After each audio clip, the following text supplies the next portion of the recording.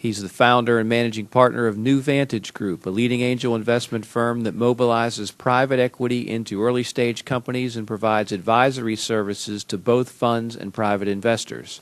Mr. May is testifying today on behalf of the Angel Capital Association, the leading organization of angel groups with over 165 member groups and another 22 affiliate organizations throughout North America. Thank you for being here, Mr. May. Thank you, Chairman Altmeyer, Ranking Member Fallon, and Mr. Ellsworth. It's great to be here and to be included in this discussion. I actually have enjoyed organizing angels, high net worth individuals in this Washington, D.C. area, and it occurred to me I should extend an invitation anytime you want to see the way we operate. Come on and let us know, and you'll come to have a breakfast with us, and I won't charge you for the first meeting. And we really would enjoy sharing with you this new phenomena of angel groups as opposed to sole practitioners. Angel Capital Association is only 6-7 years old, came out of a great relationship with Kauffman Foundation in Kansas City.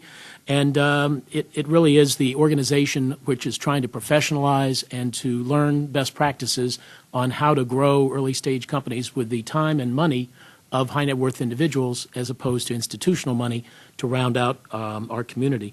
As you know, startup companies and high growth companies need capital beyond the customer, beyond bank financing, and that's what a uniquely American phenomena over centuries has been. Individuals investing their own after-tax dollars in strangers' opportunities to try to get high growth companies to provide jobs and economic development in their region. 90% of us invest in 1 or 2 hour drive time of our own community, and we look for long-term capital gain, and we'll touch on that in the testimony.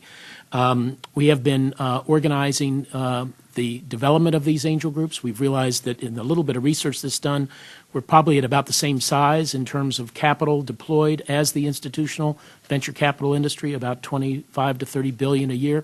But our groups tend to do 50 or 100,000 transactions a year in all 50 states, whereas, as you know, the targeted institutional venture capitalists are really looking for the cream of the crop and heavily are dominated by larger transactions in smaller number of high-growth companies.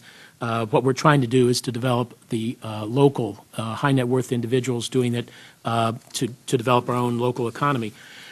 We have a real problem in today's economy because the engine of angels' activity is their own personal net worth, and that is down, as you know, in the economy. So we mentioned that the number of angel investors is going to be reduced by this economic crisis. Their propensity to spend their wealth on high-risk early-stage ventures is down right now and needs to be reinvigorated.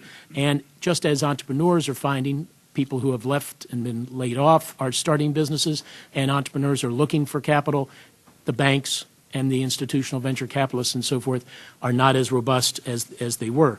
So what can we suggest? So in the testimony, we just suggest 5 areas that we'd like to suggest that might be appropriate for governmental attack, and we can hopefully have a dialogue and talk about these in a few minutes. One, obviously, is tax policy. Low long-term capital gains is the underlying commitment that we have to spend our time and our money for 3, 5, 7 years. Obviously, the most important thing would be to not have that highly taxed when it comes out. So angels are very dependent upon a 15% or lower capital gains tax rate. Second, the idea of many states, 22 states in the United States, and many foreign countries have tax credits that are applied to the investment that you make in a qualified company so that you are incentivized and can diversify your portfolio further because you get a 20, 25% tax credit for taking this risky investment. It's been done at the state level successfully in the United States, including some of the states represented here. We would recommend that you look at not only the capital gains tax rate, but the pros and cons. Maryland, for example, has a 50% tax credit for an investment in a biotechnology company, but only has a certain amount of capital, $6 million a year, and they sit in line on July 1st to be able to have the company apply for its position in that pool of $6 million, and it's exhausted usually in the first half of the year. So there's something here that incentivizes individuals. Next, education, training, and awareness. think of just a few dollars were used at the university level or at our nonprofit, the Angel Capital Education Foundation, to further in all 50 states the development of angels, the encouragement of entrepreneurs to approach high net worth individuals and have less mystery and the whole idea of how to approach an angel, how angels should develop their risk profile of making these investments. I'm the lead instructor in one such Power of Angel Investing seminar, and you should just see the light go on when people are sitting there in Charleston, South Carolina, in Boise, in Chicago, and realize that you can do this with some help. Third, we really do think we should keep angel investing at a private level. We don't see any need for a governmental office or an SBA program to highlight angel education activity, website development. We think that's best done at the private level. It's tax policy and some other things that might need governmental hand. Fourth, accredited investor standards have been very constant over the last 2 decades. We would prefer not to see any change in the sophistication standard that's used by the SEC to allow for angels and entrepreneurs to deal with high net worth individuals as accredited investors, the $1 million of net worth, for example.